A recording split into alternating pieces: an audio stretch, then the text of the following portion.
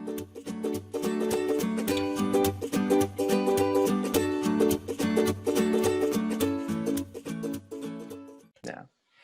Hey, everybody. Welcome to the People, Purpose, and Profits Business Coaching Podcast. My name is Brian Buck, and my wonderful co-host is Kat. And we are so excited today to welcome our guest, Rob Haime. Please introduce yourself and tell a little bit about your story, Rob. Yeah. So it's Rob Haime. So I know most people get it wrong. It's all good. You're my homie. Yeah. Me and Kat go way back. Core 100 days. So I'm being authentically wrong here. So yeah, we're good. Yeah. No worries. No worries. You got the first part right, Rob. Completely spot on. Perfect. So a little bit about myself. I am a coach, much like you guys.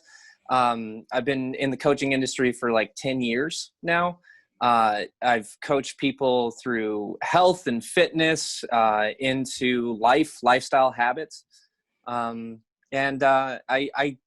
take every opportunity to lighten the mood, and make a joke. So that's pretty much me right now. Wonderful. So our show, we help small businesses, solopreneurs, coaches, consultants, and small to medium-sized businesses. So, and we focus on people, purpose, and profits. What in those three, what does the balance of those three mean to you? Or when you think about your current situation, is one of those three kind of like the main theme for you right now? So, first of all, people, purpose, and profits, like all three of those things, I feel are more connected than people realize. I always tell people, like, your life is not so black and white. It's not so separated. Everything bleeds into each other. When we try to separate things, it's like putting water in shoe boxes, right? Eventually that shoe box is going to burst because it's made of cardboard and water's going to get everywhere. So when we try to separate, all it does is it creates conflicts for ourselves. I work with business owners as well. And I know the number one problem that I've seen is that people associate that making profits doesn't co-align with their purpose, or it doesn't co-align with necessarily helping people. And I have to constantly remind them, well, when you have more profits, are you worried about yourself? Are you worried about your team? Are you worried about anything else? And they're like, no, I'm not worried. I'm like, okay, so you're in a state of not worrying. You're in a state of not stressing out. How much more now are you effective for your clients? How much now more can you give, knowing that you don't have to worry about your own financial state? So I think it all kind of ties together personally. But right now, I think the number one thing I focus on is just purpose. I know that profits will come if I focus on purpose. I know that I'm going to help people because people kind of are my purpose. So I love that. How would you define your purpose currently? And has it been the same purpose for 10 years? Because so many of these entrepreneurs we talk about, kind of like a refining, like the purpose kind of starts here, but it narrows or sometimes changes a little bit, but even gets more laser focused. I believe that you can have multiple purposes. I mean, it's just like you have multiple roles in your life. You know, I'm a father, I'm a husband, I'm a coach, I'm a brother. You know, I'm a son-in-law. Like, I have multiple roles. So, and all of those multiple roles, I need to fulfill certain responsibilities in those roles. So I think that you can have multiple purposes, but if I'm just defining my purpose as far as like my business or my mission, I think it's just to help people see the potential inside of themselves and discover their own opportunities. I think a lot of people are fearful. They think that they're not smart enough, or they're not talented enough, or what have you. So what I help people do is I help them actually see their own strength. I help them see their own potential. and just give them that outside perspective. That's I love wonderful. that. And you know what I want to ask you, because before we actually started recording the episode, we talked about your personality and being, you know, an extrovert. And, you know, since how do you use that right now, especially with the times that we're going through? Do you find that, you know, you've found a happy medium to where your energy doesn't come across as too much for people because you are not able to spend it? And, you know, I'm just being real, asking the real question here. Well, it's like introverts being cats and like extroverts being dogs. It's like introverts are like, it's okay, I'll pet me when I want you to pet me. And then dogs are like, oh, pet me now, rub my belly. You know, so I totally get it. You know, sometimes I feel, well, I've had to learn it over a lifetime, right? So I feel I've been an extrovert most of my life. When I was younger, I was probably a little more introverted because I was shy. But once I realized that I like people and people seem to like me, like I just wanted to be around people all the time.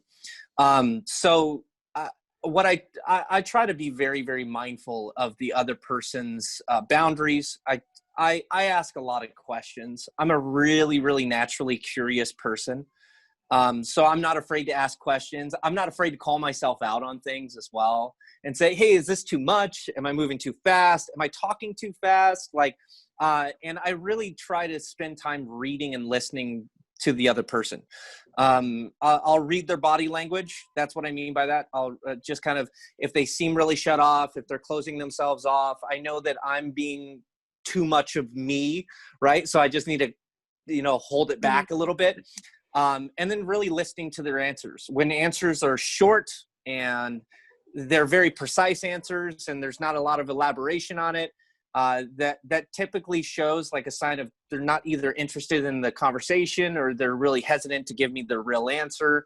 So I spend a lot of time just trying to make the other person comfortable, not by changing who I am, but just by changing how I deliver myself or how I show up. So it's a people skill. It really is. It really is. And, you know, I spent 10 years in the business, I spent 10 years selling, right? And like sales is a skill that you have to really, really master if you want to be independent. Right. So you can not be good at sales and never develop that skill and work for somebody else for the rest of your life. And that's fine. And that's great if that's what you want. But if you really, truly want to be independent, you got to learn the skill of sales.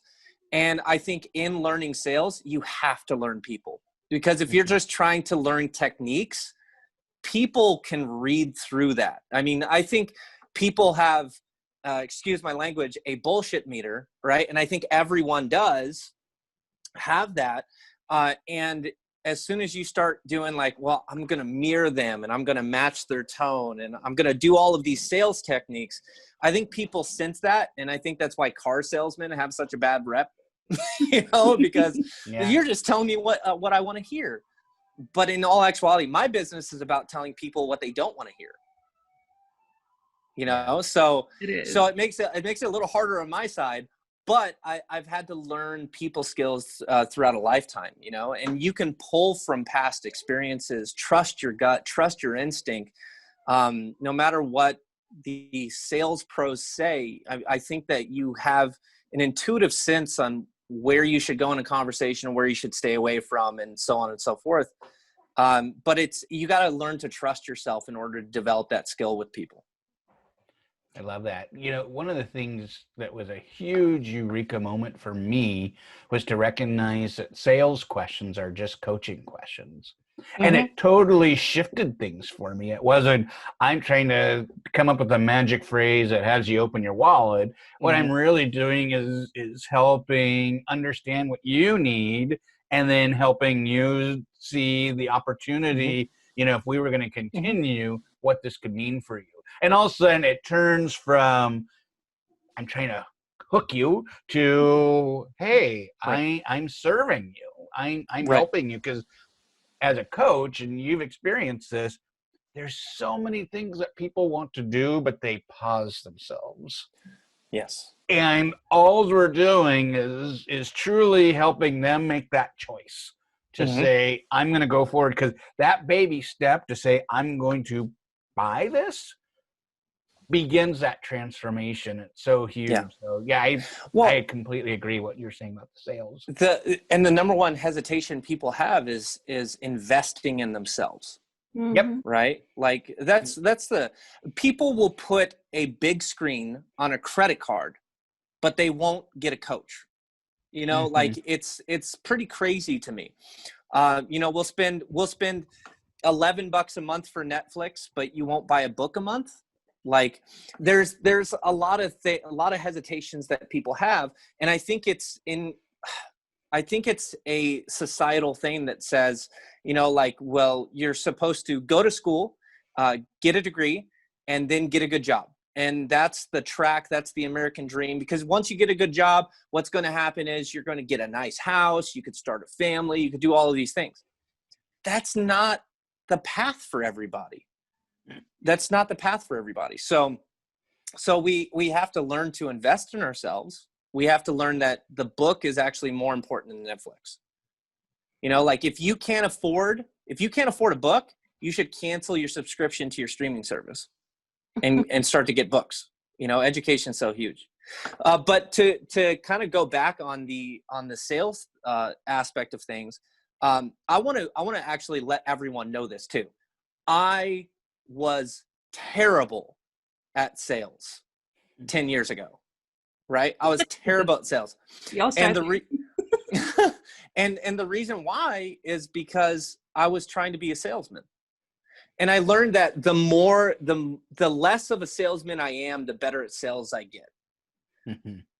Because I care about people, and that's something that no sales book actually teaches you. Care about the person in front of you. Care enough to be honest. Care enough to be transparent. And I think that's probably Brian Catt. That's why you see success, is because you care about that person. Helping that person make a decision to invest in themselves. It's not just about your profit, right? It's about the good of the person. And honestly, I've seen very few people take free and actually change their lives. Oh, couldn't agree more. And I wish people would actually get that through their heads, especially coaches, because they're so, you know, they mean well. They want people to transform, especially when you go through your own transformation and you see what it does for your own life. And you want to kind of sell that to people. You want them to understand, but you don't want to put them through some type of a pain. And I think that's why a lot of coaches have that mental block around money. It's almost like, you know, if I was broke, if I'm not where I want to be with my money, then that means that everybody's there, and we're projecting certain things. So we don't want to inflict pain, but we do want to, you know, provide that transformation. Yet we give it for free, and then people are not really engaged. They don't show up. They don't have a commitment, and there's like this whole deal that happens. But you know, it's funny because you guys were talking about sales, and I'm thinking over here, well, women sell women on purses and shoes all day long, or on baby stuff, or on makeup. And you know, nobody has a problem with that. And you look at people spending $35-$50 on some type of makeup, and it's not a big deal. But yet if you think that, oh, well, I can get coach for, you know, $150, like it's too much, I can't afford that. And it's more about, I think it's more about where people know that they have to put in some effort, or they have to look into some things that they're avoiding, and not necessarily they're comfortable where they're at.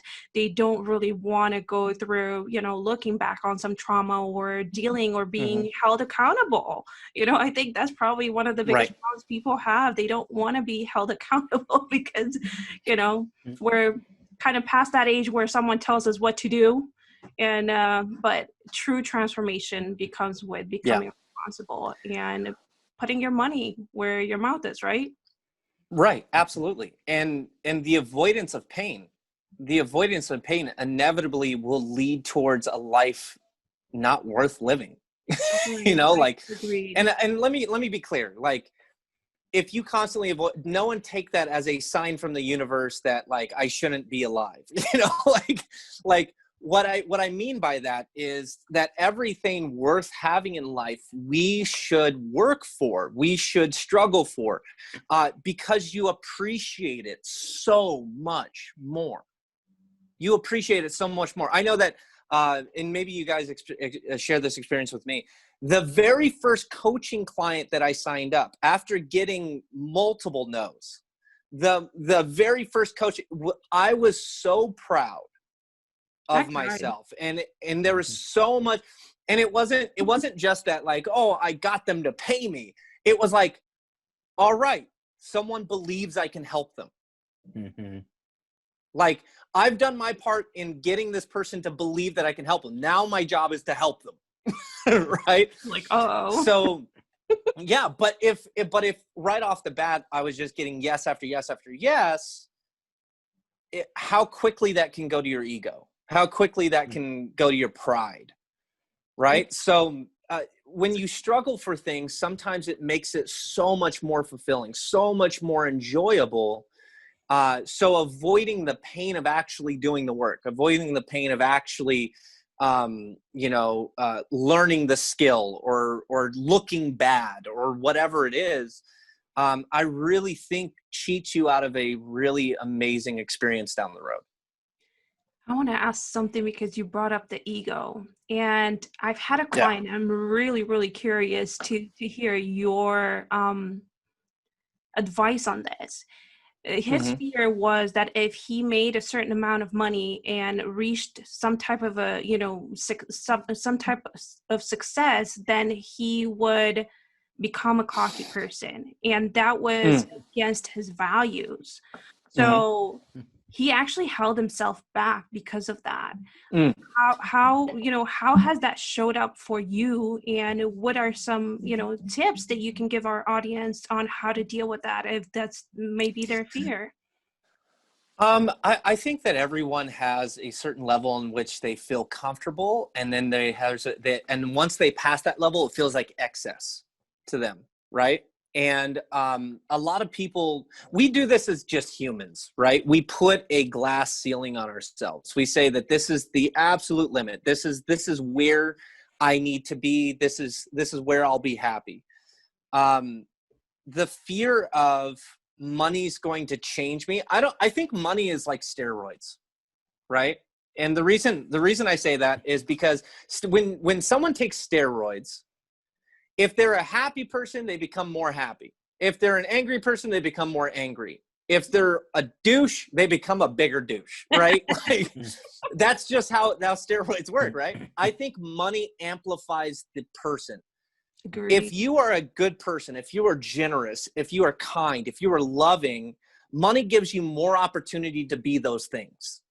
Absolutely. But if you're greedy, if you're materialistic, if you're egotistical, narcissistic, money's just going to be the thing that amplifies those things, right? Money is not the root of all evil. Money's an amplification of what's already there. Absolutely. If your client is still afraid of making more money, what he could say to himself is, I will pay myself X number because I feel comfortable with X number, and I'm going to give the rest to charity. So now I have opportunity to contribute. Right? If I'm all taken care of, if my family's all taken care of, and I don't feel the need to have all this extra money, I'm going to put it into something that's going to give back. I'm going to put it into something that's going to be useful. Right? When we get fearful, it's really, really simple. He's just afraid of the unknown. Right? It's what happens if. Right. And it's also, some type of an anxiety or a deeper fear or something, a trauma that maybe they haven't taken a look at. That could be the case as well. Or an example that was set in front of him. Someone else that got money and became a different person. Maybe he lost a friend. Like he doesn't have a friendship anymore because of money or something like that. A lot of people have really terrible relationships with money, just like they have terrible relationships with their bodily health, right? They have terrible relationships with their habits. No, cat, stop it. Well, again, we tend to separate all of these things, and all of these areas of our life, and we think that like my business is my business, and my relationship's my relationship, and my health is my health, and my life is my, all of these things coincide with each other. All of these things influence each other. Just like if you're disciplined in one area of your life, you could be disciplined in every area of your life. You just got to replicate the habit, right? Like I had a client one time, and she goes, Rob, I'm just not disciplined enough. And I'm like, that's bullshit. Of course you're disciplined enough. She goes, but why am I not getting results? I'm like, because you're not doing it repeatedly. You're not doing repetition. That's the problem. She goes, Rob, it's not that simple. I'm like, it is that simple. Do you brush your teeth every day? Right. And she goes, yeah, I brush my teeth twice a day. And I'm like, why? And she goes, because I have to. And I was just like, that's the difference. This other thing you're thinking about, you don't think you have to do it. Right? When it becomes a necessity, when it becomes a I must, when it becomes I have to, then you'll freaking do it. Right. And understanding why, right? Because you know that if you don't brush your teeth, you're going to have, bad breath, you're going to have bad teeth, you're not going to be able to eat, there's all these consequences. And with other things, it just seems that maybe they're not affecting your life as much or as bad, or as not, it's okay, I can get away with it. And then that becomes a self-fulfilling prophecy. Yes, absolutely.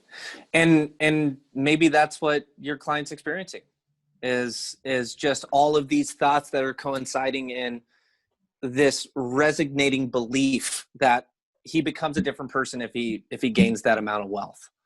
I think one other thing too, I never realized until the last couple of years that money mindset is its own deal. Like I've always thought, I've got a positive mindset, but really unpacking what we think about money, and like you were saying, what are the examples we've seen?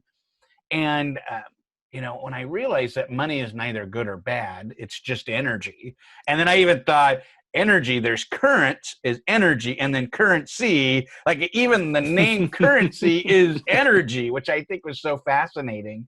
But I also think a little bit on, I'm kind of hearing what you're talking about, Kat and Rob, and I just even thinking about so often it's about what examples do we have in our life? Because I think there's a lot of people who aren't wanting to go through the pain of change and growth because I don't think they've ever thought about it. They don't really know what's possible. They know I'm in the nice house with a nice family and a job that kind of sucks, but I'm okay with it, without realizing there's other options. Yeah, it's the lack of awareness is staggering, right? So there, and I think one positive thing that's coming out of this whole situation that we're going through with COVID and stuff like that is this awareness of yourself, this awareness of my life, this awareness of my relationships. Hopefully people take it and then improve those things.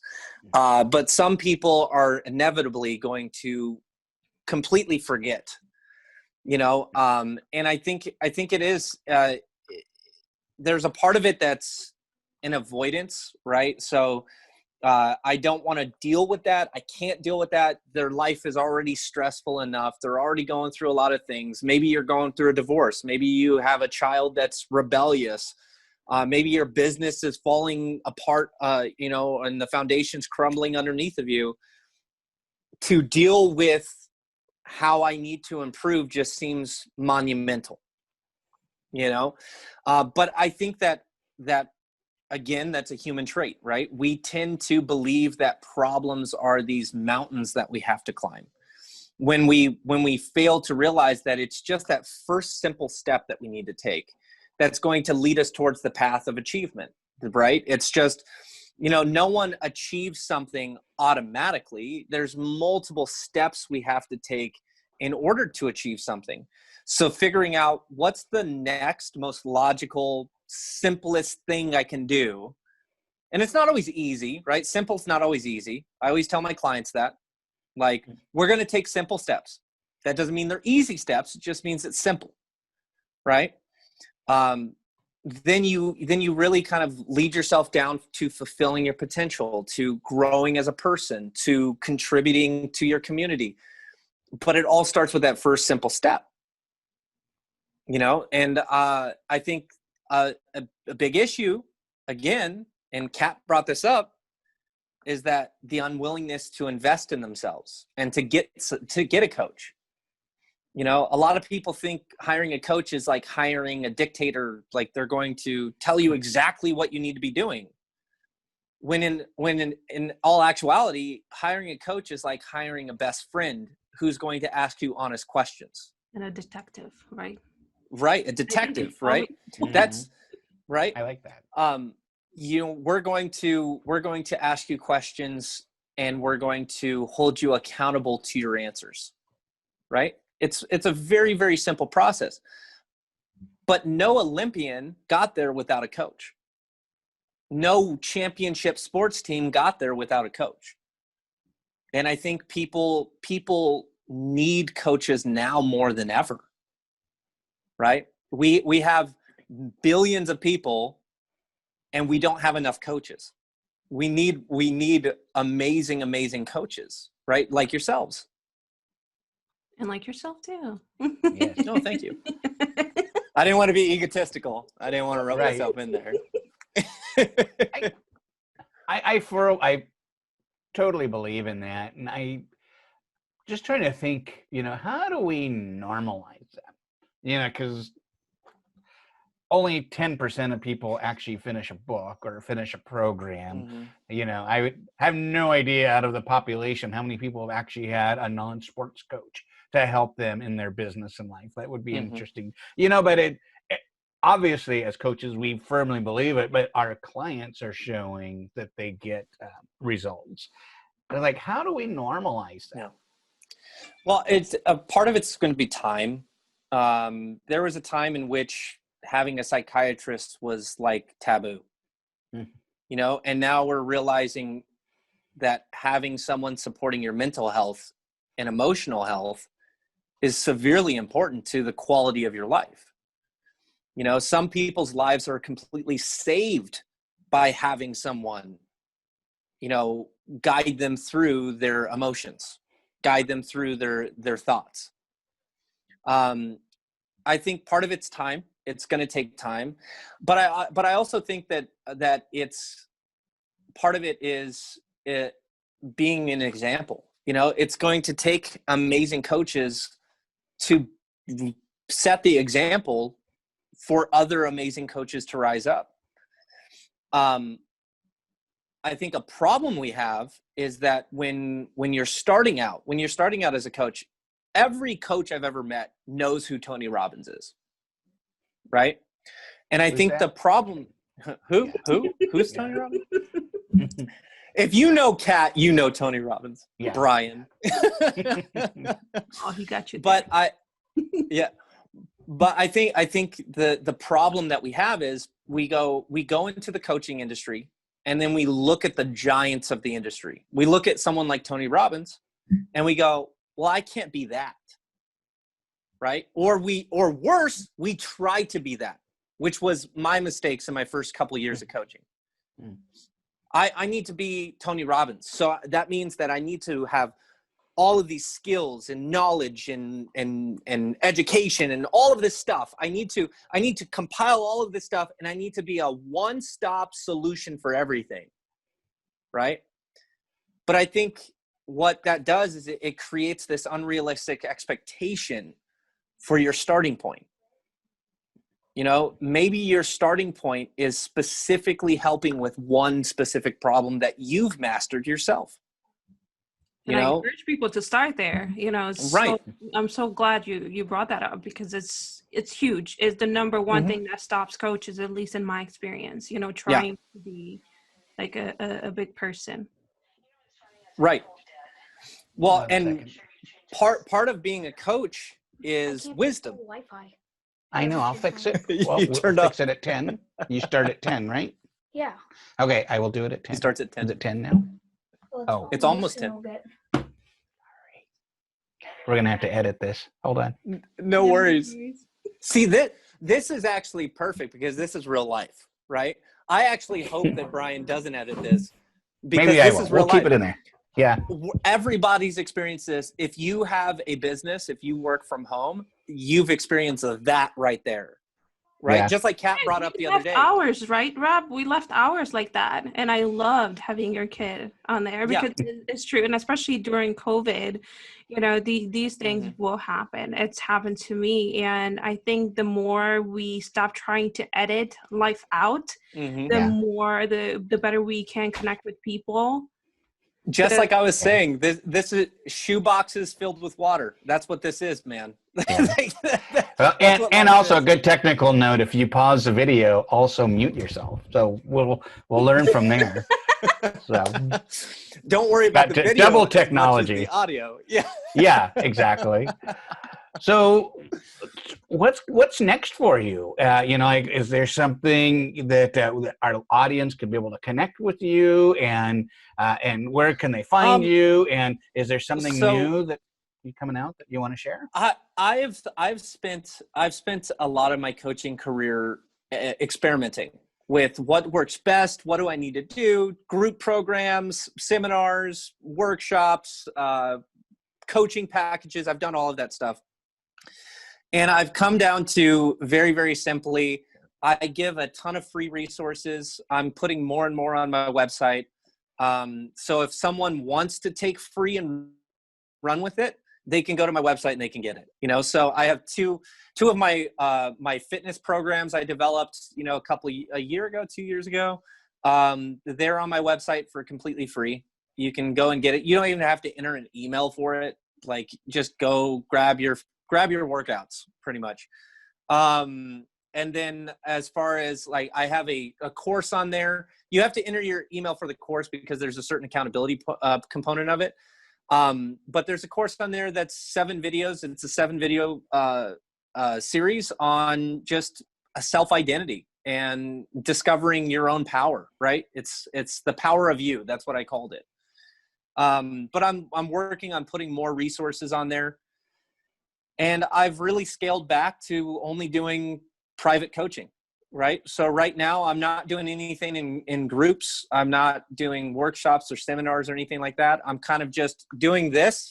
People invite me to do a portion of their workshop or seminar, and I hop in there and I do my little portion and then I get out. But that's pretty much what I'm working on now. I've learned that my business is much more in person and personal, and it's less and less digital. So I've learned a lot of skills as far as the digital so that I can help people with that. But ultimately I have signed no coaching clients because of a perfect Instagram post, right? So it all comes down to conversation. It all comes down to what they need personally and individually. So I really don't do generalized programs anymore or anything like that. That's what all my free resources are for, if they want to do that. So awesome. And what's your website? robduhaime.com. DUHAIME.com. robduhaime.com. Yeah. And we'll have that at the bottom of this video as well. All right. Well, thank you so much for your time. It was so cool just to talk to a fellow coach and, you know, someone who's been doing this for so long that truly has a heart to serve and really help people make those steps into being what they're actually their full potential, because people are unlimited potential, and it's so cool that you help them with that. Absolutely, man. I truly, truly believe that people can be so much more than what they're currently living, what they're currently displaying. And people don't understand that. Look, I come from a background where I felt worthless. You know, like, I grew up in a poor family, all sorts of different abuse in my family. I say this a lot. Like, if you've ever seen an episode of Cops, my family's in the back seat. Like, that's the family I grew up in. Right. And to go from that to having a family of my own and loving it, and being the dad that I didn't have, that my father couldn't be for me, and being the husband that my father wasn't for my mother. It's pretty amazing how much a human being can do. And I'm not done. I have so much more growing to do. I have so much more to accomplish. I have so many more people to help. So I truly believe that no matter where you're at, no matter what your circumstance, no matter what your situation, no matter what resources you may or may not have, life can be so much better if you commit to making it better. You're a prime example of the choice and what is possible. So thank you for sharing that. That's such a great way to end this episode. Yes. Thank you, everybody. Make sure you check out our audio podcast, subscribe to this YouTube channel if you're watching this visually, and we have a Facebook group. So, yeah, I don't know where it goes. It's usually on the bottom, so we'll point down, subscribe. And we have a Facebook group where you can interact with Kat and I and other listeners. I just posted our recent episode. Say, let's do an episode discussion. Let's talk about it, because, you're going to learn a lot by listening, but when you start to apply some of the stuff or start to think about what this means to you, it's going to take it to another level. So thank you, everybody. Thank you, Rob. Thank you, Kat. And we will see you at our next show. Thank you.